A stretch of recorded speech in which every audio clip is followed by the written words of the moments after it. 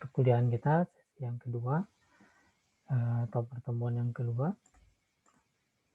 Oke, kita bicara tentang algoritma sekarang ya. Algoritma tadi pengantarnya, di situ ada algoritma, tapi kita bicarakan di sini algoritma dan pemrograman. Nah, sebelum ke arah definisi dan lain-lain, mari kita perhatikan contoh berikut. Bagaimana cara memasak tempe goreng? Yang pertama, potong tempenya dulu, kemudian dibumbui, siapkan minyak goreng, kemudian tempenya digoreng. Setelah itu dihidangkan. Lalu, kalau lebih detailnya lagi, misalkan ambil tempenya, simpan di meja atau di alas untuk memotong. Kemudian kita ambil pisau, kita potong tempenya, kemudian tempenya dibumbui.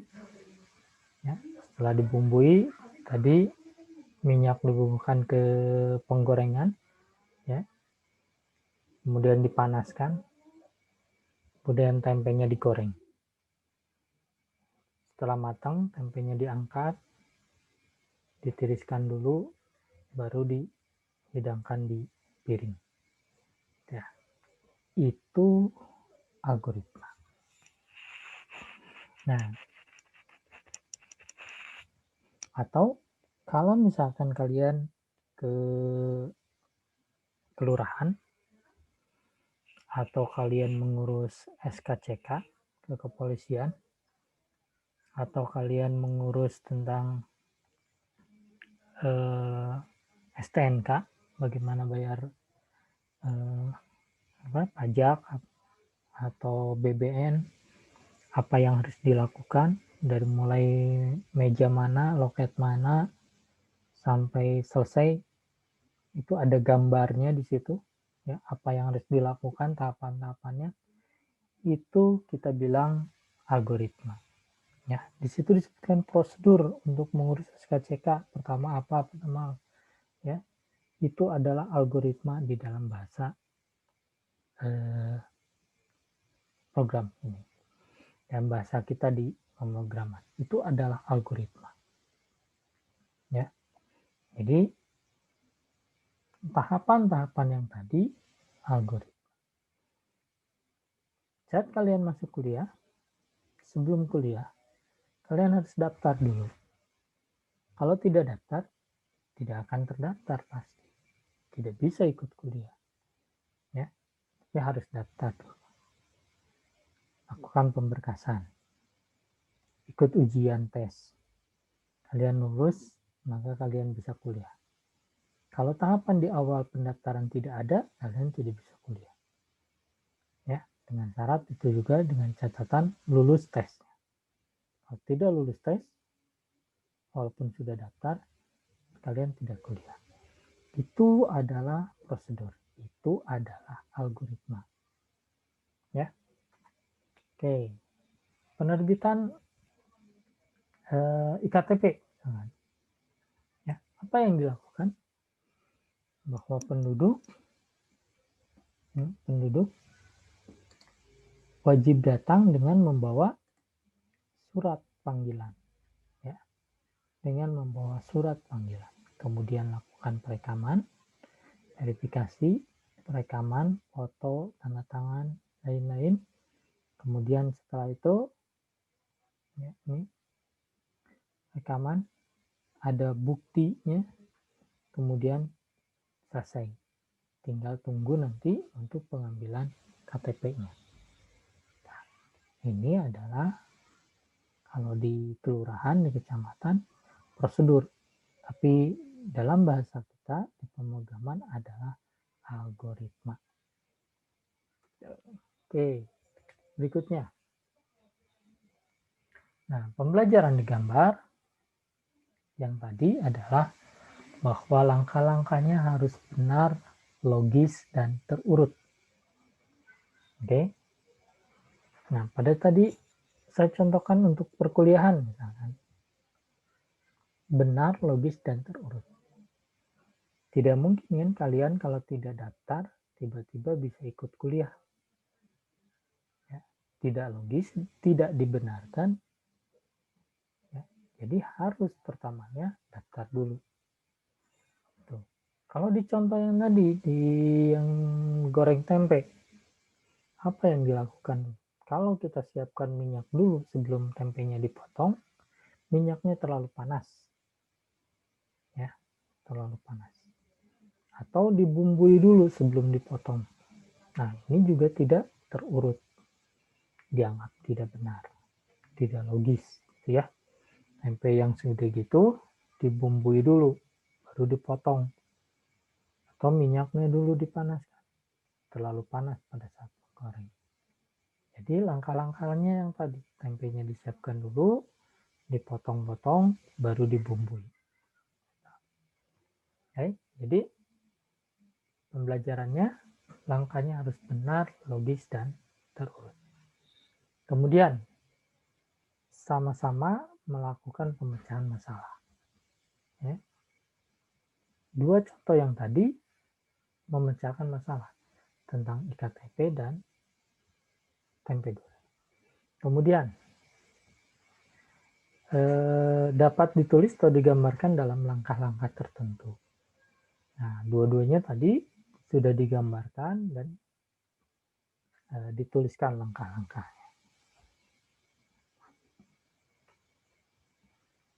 Oke.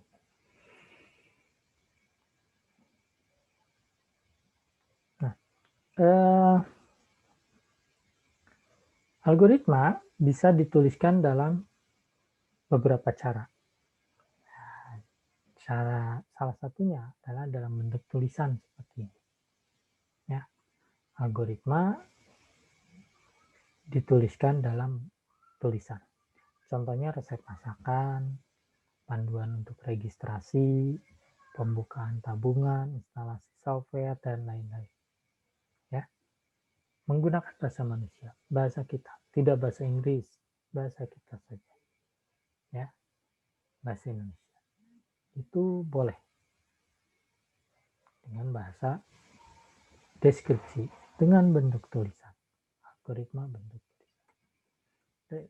Contoh lain misalkan, nih tadi yang Ibu Tati untuk mengupas kentang. Langkahnya apa? Sama, Ibu Tati mengambil kantong kentang dari rak, kemudian mengambil panci dari lemari, mengupas kentangnya dan mengembalikan. Nah, ada beberapa hal yang depend on, ya, ada ketergantungan. Nih, ketergantungannya apa? Di sini ada. Ya, menggunakan celemek atau tidak itu tidak di apa namanya? Tidak terpengaruh nih, gunakan celemek atau tidak. Menggunakan bisa, tidak pun boleh. Warna baju pengaruh tidak? Tidak. Ya. Apakah mau warnanya cerah atau tidak? Tidak. Ya. Tapi ada beberapa hal. Berapa banyak kentang yang dikupas? Nah, itu tergantung. Pancinya ada segimana ukurannya. Kalau misalkan pancinya hanya muat 10, maka kentang yang dikupas itu sampai penuh pancinya. Ya, sampai pancinya penuh. Kalau sudah penuh, sudah selesai. Maka kentang yang sisanya dikembalikan ke rak. Ya, dikembalikan ke rak. Oke, contoh lain. Hari Sabtu, berarti melihat bahwa bajunya tidak berwarna cerah. Karena itu tidak memakai celemek. Ya. Nah, warna bajunya tidak cerah, jadi tidak usah pakai celemek. Tapi di hari Minggu, bajunya cerah, dia memakai celemek. Ada tergantung di sini. Langkah-langkahnya menjadi seperti ini. Tergantung pada warna baju. Kalau cerah, maka pakai celemek. Tapi kalau tidak, maka tidak pakai celemek. Ya, takut kotor lah.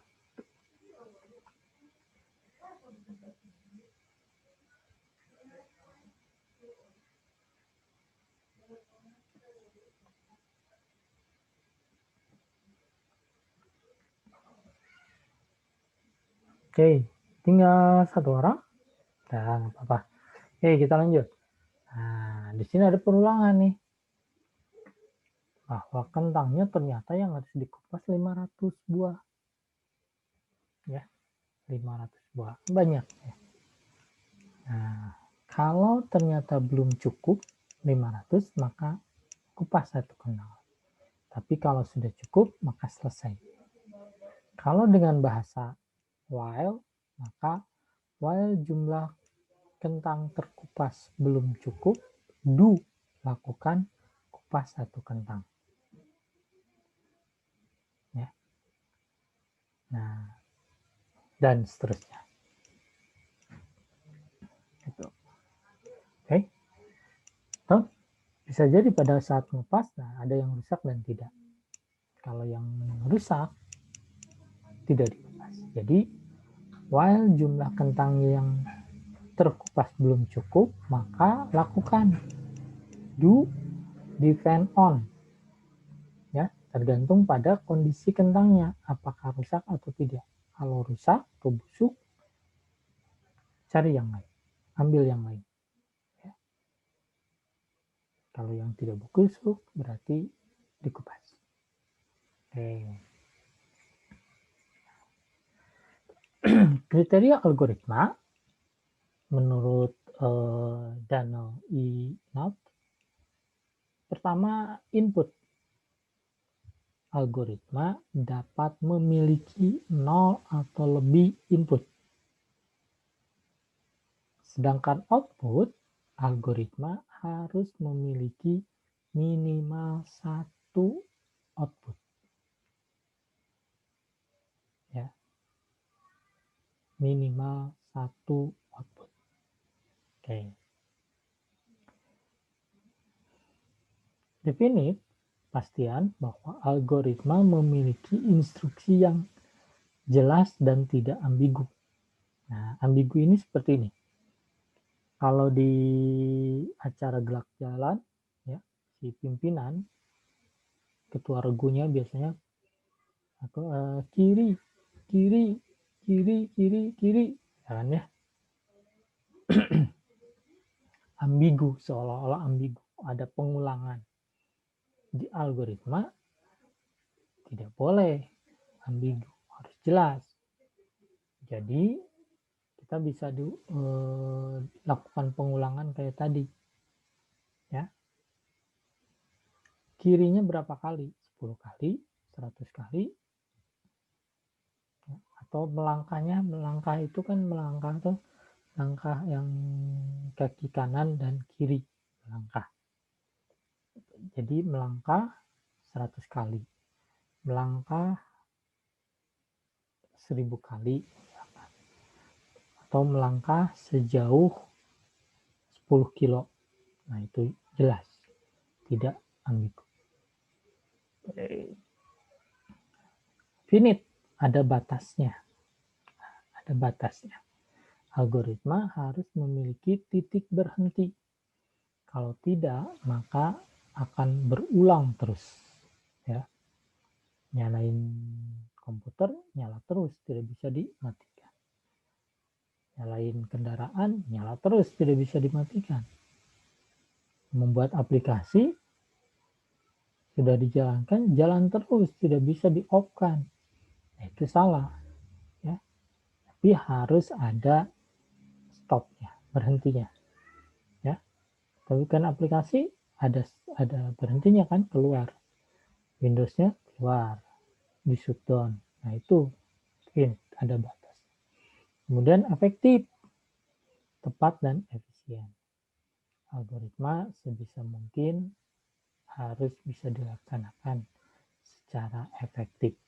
Jadi kalau Ctrl P untuk ngeprint, ya itu yang dilakukan, Ctrl P Ctrl+O untuk open file. Oke. Nah, namun ada beberapa program yang memang dirancang untuk unterminable. Ya, contohnya sistem operasi. Nah, sistem operasi ini ya terminasinya pada saat dimatikan. Oke, penulisan algoritma ada 3 cara. Pertama bahasa natural, yaitu tadi dengan tulisan kita, dengan bahasa kita. Kemudian pseudocode dan flowchart. Ya, 3 itu. Bahasa natural, ya, pseudocode, dan flowchart. Bahasa natural kita tuliskan tadi.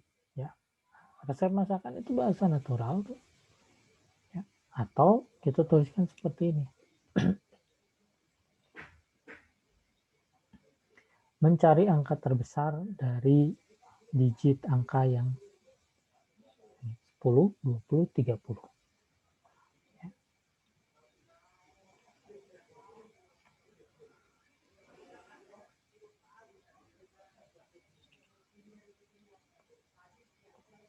Oke, contohnya. Nah, langkah-langkahnya adalah bahwa tahap pertama, bandingkan X dan Y. Berarti bandingkan 10 dan 20. Apakah lebih besar X dari Y? Kalau tidak, maka XY ini atau Y yang lebih besar. Kemudian bandingkan lagi. Ya, XY dan Z. 20 lebih besar dari 30. Kalau tidak, maka bilangan terbesarnya adalah Z. Gitu ya. Nah, itu dengan bahasa natural. Contoh lainnya misalkan seperti ini. Ya. Bandingkan X dan Y. Apakah 3 lebih besar dari 9? Jawabannya tidak. Maka XY adalah 9.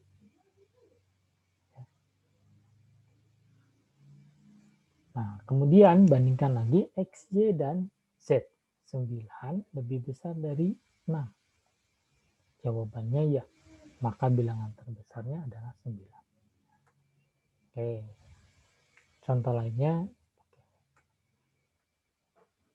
Nah, kemudian yang kedua adalah pseudocode. Pseudocode ini adalah kode atau tanda yang menyerupai coding program, ya. Coding atau program. Pseudocode ini sering digunakan untuk menuliskan algoritma karena mirip-mirip gitu ya. Oke. Dan bisa dipahami. Oke. Contohnya misalkan seperti ini. Ya, program mencari bilangan terbesar dari 2 bilangan yang diinput. Ya. Contohnya misalkan contoh algoritmanya, masukkan bilangan pertama, masukkan bilangan kedua. Jika bilangan pertama lebih besar dari bilangan kedua, maka kerjakan langkah 4. Jika tidak, kerjakan langkah 5. Ya. Nah, tampilkan bilangan pertama, tampilkan bilangan kedua. Kalau kita, ini tulisan yang di sini, contoh algoritma, ini dengan bahasa natural. Bahasa kita alami. Ya. Nah, pseudocode-nya ada di bawah. Input A, input B. If A lebih besar dari B, then kerjakan langkah 4. Ya. Else-nya adalah kerjakan langkah 5.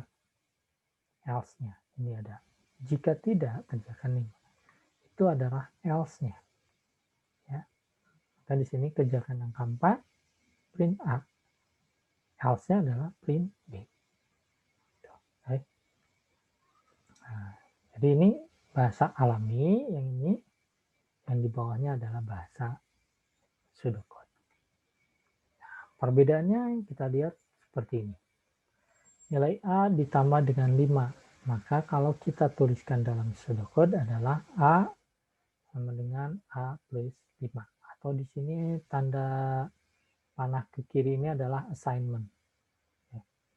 Kemudian cek nilai A. Bila lebih besar dari 10, jika A lebih besar dari 10, then print A. Maka cetak A. Dari dua bilangan A dan B, cari bilangan terbesar. Jika A lebih besar dari B, maka print A. Else-nya print B. Ya. Oke. Nah, pseudocode ada aturannya. Pertama adalah input. Ya, ada input. Keduanya output. Kemudian ada operasi aritmetika, logika, dan ini terus komputer dapat memberikan nilai pada variabel. Terus komputer dapat membandingkan dua variabel atau memilih salah satu dari dua alternatif, kemudian komputer dapat mengulang kumpulan tindakan. Ya. Pseudocode. Nah, yang standarnya adalah untuk input bisa pakai read, get, atau mungkin ditulis input juga boleh. Untuk menampilkan output ya, bisa pakai display, print, write, show, atau output. Aritmetiknya ada plus, minus, perkalian, pembagian, modulus, div, sum, mul, min, ya, appraise, sum. Kemudian pemberian nilai atau assignment dengan tanda panah ke kiri, inisialisasi init atau set. Untuk percabangan atau memilih menggunakan if, then, else, case, if and on, ya. Kemudian pengulangan dengan for dan while. Ya, contohnya bisa seperti ini. Ya. Langkah membuat program.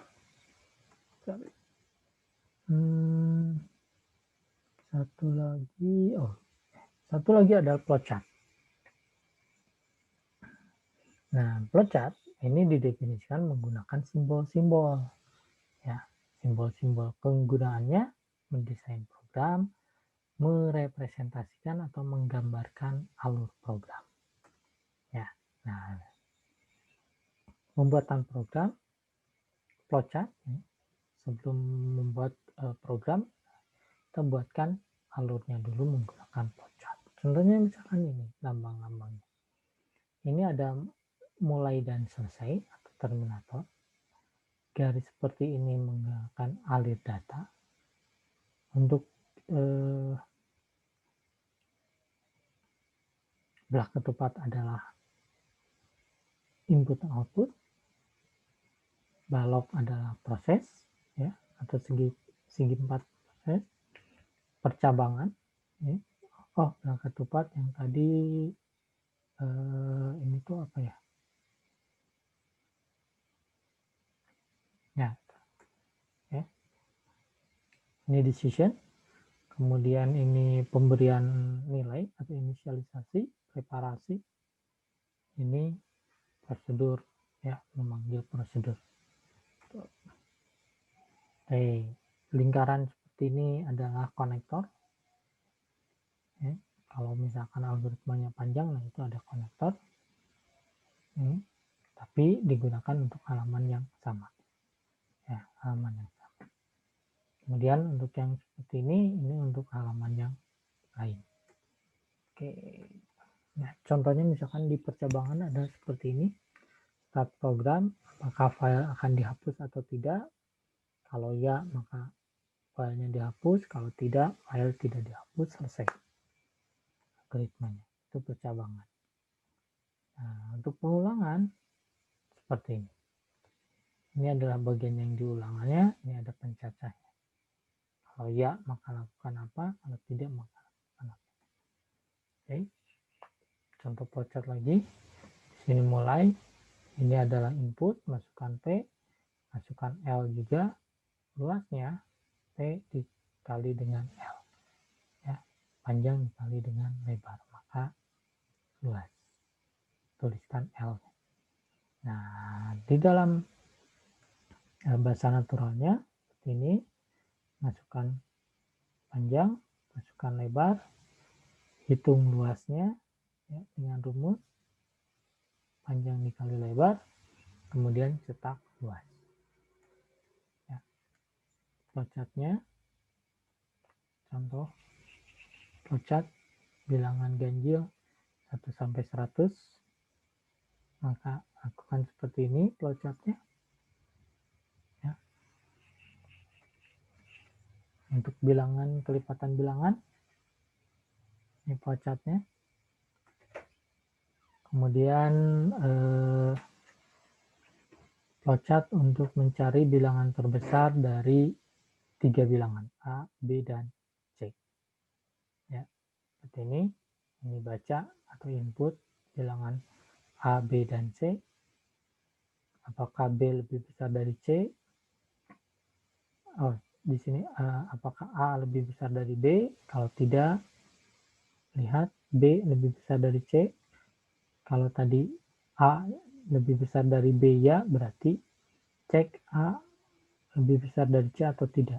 Maka ya. Oke, ini untuk faktorial. Ya, flowchart untuk faktorial.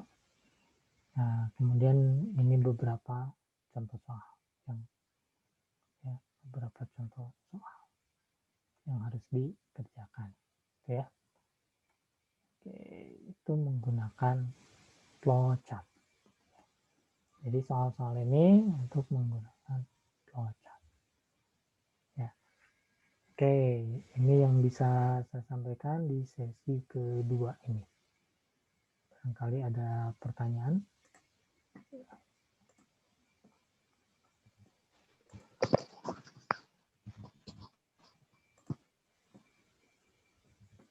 Untuk PowerPoint-nya Pak, itu bisa dikirim Pak, supaya bisa dipelajari kembali Pak. Oke, ini sudah saya upload, tapi nanti saya upload di kuliah online ya. Ya, kalau di kelas yang Ya, Pak. B sudah saya upload, tinggal yang di kelas A yang belum saya upload ya. Oke, nanti saya upload ya. Pak. Soalnya kan tadi ada yang beberapa slide yang dilewati, jadi biar di rumah tuh bisa baca kembali Pak. Ya, tadi saya sengaja lewati karena di situ ada beberapa contoh yang harusnya ke arah prosesnya dulu ya, belum ke arah program seperti itu ya. Iya Pak.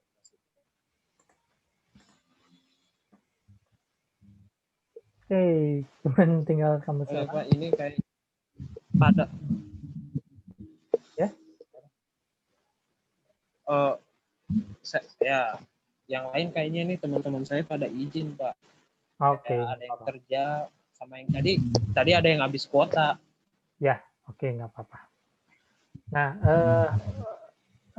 apa namanya, untuk hal-hal seperti ini memang saya tidak mengagendakan bahwa pertemuan saya ke depannya ini akan selalu video conference seperti ini. Jadi ada beberapa hal yang oke, silakan download saja, dipelajari di situ supaya kalian tidak apa namanya berat di kuota gitu ya. Jadi ya tidak semuanya pertemuan 14 kali itu kita akan selalu Vicon, enggak ya. Nanti silakan kalian bisa download materinya di e-learning, silakan bisa kalian pelajari. Gitu. Kita agendakan dari harusnya di sebelum UTS ini 7 kali, paling kita Vicon 4 kali gitu ya. Yang 3-nya silakan kalian belajar mandiri, bahkan yang sudah yang bisa di download gitu ya. Dan setelah UTS juga seperti itu. Saya rasa seperti itu supaya kalian juga tidak berat harus selalu Vicon gitu ya. Nah, saya coba untuk memfasilitasi juga, kita coba nanti saya rekam beberapa video, kalian bisa lihat di YouTube gitu ya. Nah, untuk saya tahu Ya Pak, ya Pak.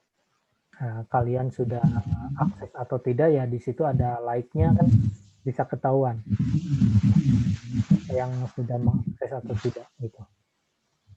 Mungkin itu ya. Kalau tidak ada lagi yang ditanyakan, mungkin saya tutup, nanti rekaman ini saya upload di YouTube.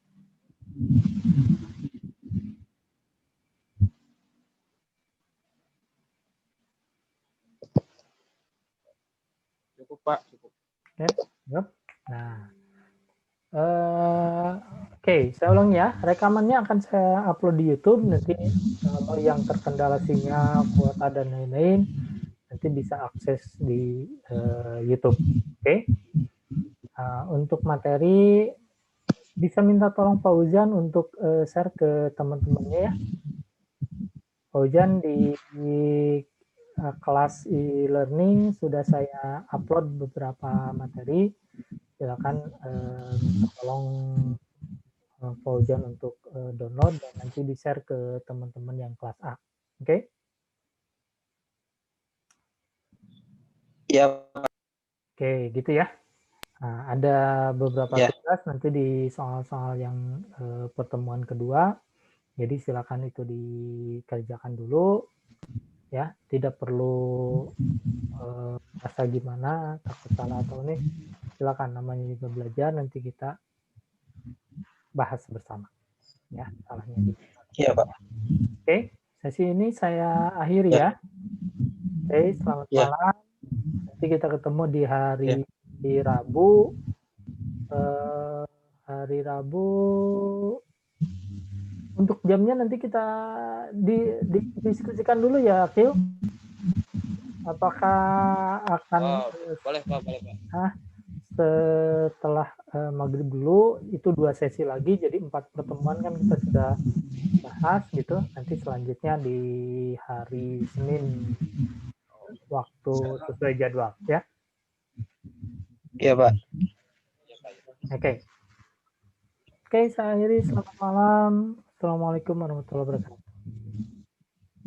Waalaikumsalam. Waalaikumsalam.